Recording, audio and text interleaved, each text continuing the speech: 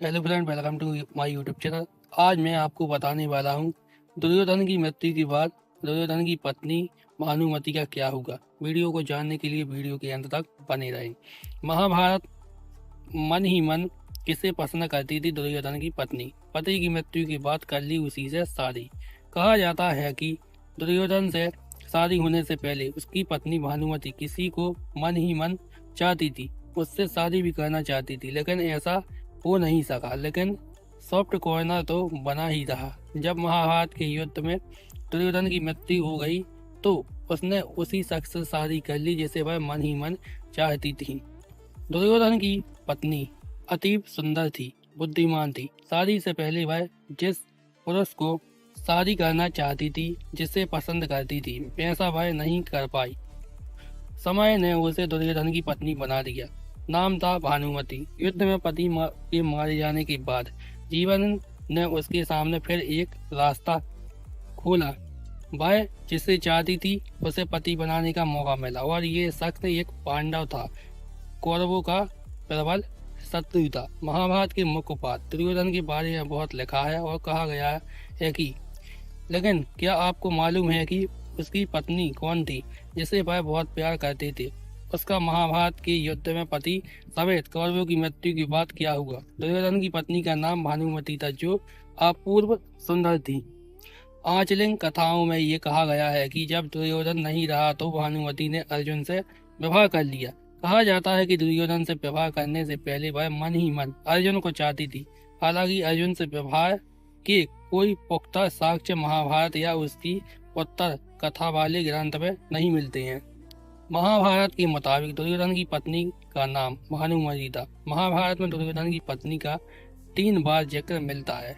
शांति पर्व में बताया गया है कि दुर्योधन ने कर्ण की मदद से राजा चित्रागत की बेटी भानुमति का स्वयंवर से अपहरण करके विवाह कर लिया था।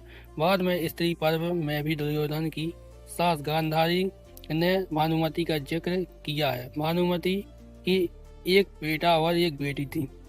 शांति पर्व में ऋषि नारद दुर्योधन और कर्ण की मित्रता के बारे में एक कहानी सुनाते हुए बताते हैं कि किस तरह कर्ण की मदद से दुर्योधन ने कालिंग राजा चित्रागंध की बेटी का अपहरण कर शादी की थी। भानुमति के बारे में उल्लेख हुआ है कि वह ताजी गंदगी कृष्ण की पूजा करती रही। बेशक उसके पति दुर्योधन ने कई बार कृष्ण को खरी खोटी सुनाई, अपमान भी किया, लेकिन भानुमति के लिए वह हमेशा आरत रहे। यहाँ तक कि पति के निधन के बाद भी वह उनकी भक्तन बनी रही। भानुमति के बारे में उल्लेख किया गया है कि वह जिंदगी कृष्ण की पूजा करती रही। बेशक उसके पति दुर्योधन ने कई बार कृष्ण को खरी खोटी सुनाई, अपमान भी किया, लेकिन भानुमति के लिए वह हमेशा आराध रही। यहाँ तक कि पति के निधन के बाद भी उसकी भक्ति बनी रही। महाभारत के स्त्री पर्व में दुर्योधन की मां गांधारी कृष्ण से अपनी पुत्र वधु का वर्णन इस प्रकार करती है। भानुमति के बेटे का नाम लक्ष्मण था, जो खुद महाभारत के युद्ध में मारा गया। बेटी का नाम लक्ष्मणा था। गांधारी कृष्ण से कहती है कि हे कृष्ण, देखो ये दृश्य मेरे पुत्र की मृत्यु से भी अधिक दुखदायी है। दुर्योधन की प्रिय पत्नी महाबुद्धिमान कन्या है। देखो वह कैसे अपने पति और बेटे के लिए विलाप कर रही है। अब सवाल ये उठता है कि भानुमति ने पति दुर्योधन के सबसे बड़े दुश्मन पांडु पुत्र अर्जुन से क्यों विवाह कर लिया? भानुमति जितना रूपवती थी उतनी ही चतुर भी थी। कहा जाता है कि जब महाभारत का युद्ध तय हो गया तब भानुमति को पता था कि कौरवों का सर्वनाश हो जाएगा। अपने कुबने को बचाने के लिए उसने ही भगवान श्री कृष्ण के पुत्र सांबा को अपनी पुत्री लक्षणा को भगाकर ले जाने की सलाह दी थी। एक अन्य कथा के अनुसार सांबा जब लक्ष्मणा का अपहरण कर फरार हो गया तो भानुमति ने दुर्योधन को अपने अपहरण की याद दिलाई और सांबा ने लक्ष्मणा से व्यवहार में अहम भूमिका निभाई। भानुमति ने अपने कुनबे को बचाने के लिए हर वो असंगत कार्य किया, हर उस चीज को जोड़ा जिसका जुड़ना संभव नहीं था। इसलिए कहीं का ईंट कहीं का रोड़ा भानुमति ने कुनबा जोड़ा संबंधित कहावत बनी। पुत्र की मृत्यु से लक्ष्मणा को गहरा झटका लगा। महाभारत के युद्ध में अभिमन्यु के हाथों दुर्योधन के पुत्र की मृत्यु हुई थी। इसके बाद भी भानुमति को मालूम था कि खुद को सुरक्षित रखने के लिए अर्जुन से विवाह कर लेना चाहिए। भगवान कृष्ण ने इसे खास भूमिका अदा की। उन्होंने अर्जुन और भानुमति का विवाह भी करवाया था। इसके पीछे एक कहानी और कही जाती है कि भानुमति साल्या की बेटी थी जो नकुल और सहदेव के चाचा थे। वह पहले अर्जुन से ही शादी करना चाहती थी। जब स्वयंवर हुआ तो अर्जुन उसमें आए ही नहीं। तब उसने पिता की इच्छा थी कि वह दुर्योधन से शादी करे, तो उसने वैसा ही किया। लेकिन पति के निधन के बाद अर्जुन की नौवीं पत्नी बनना पसंद किया। इसकी वजह से ये भी थी कि अब कोई लड़ाई नहीं हो और कुनबे में शांति बनी रहे। महाभारत में युद्ध के बाद की उत्तर कथा ज्यादा नहीं मिलती, लिहाजा किसी बड़े ग्रंथ में अर्जुन और भानुमति के विवाह का कोई जानकारी नहीं मिलती।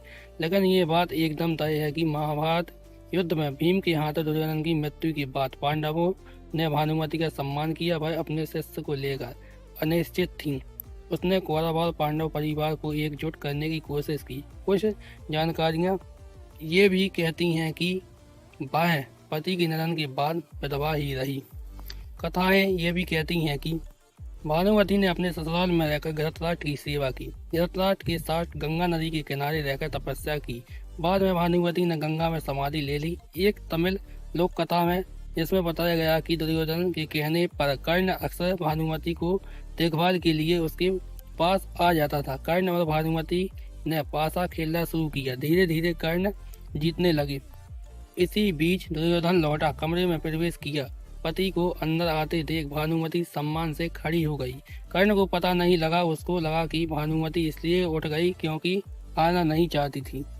कर्ण ने भानुमति की शॉल पकड़कर खींचा तो शॉल के मोती बिखर गए। इससे भानुमति की स्थिति बहुत विचित्र हो गई। वह स्तंभ हो गई कि अब पति पता नहीं क्या सोचेगा और करेगा।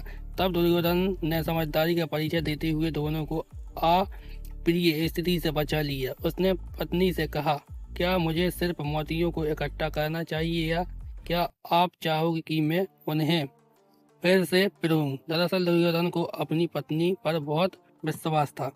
शिवाजी सावंत के उपन्यास मृत्युंजय में जो कर्ण के जीवन पर आधारित है, उसमें लिखा है कि भानुमति की एक दासी थी जिसका नाम सुप्रिय था, जो उसके बहुत करीब था। जब दुर्योधन और कर्ण ने भानुमति का अपहरण किया तो सुप्रिया भी साथ चली आई। जब भानुमति ने दुर्योधन को अपना जीवन साथी स्वीकार कर लिया तो सुप्रिया ने कर्ण को पति चुना।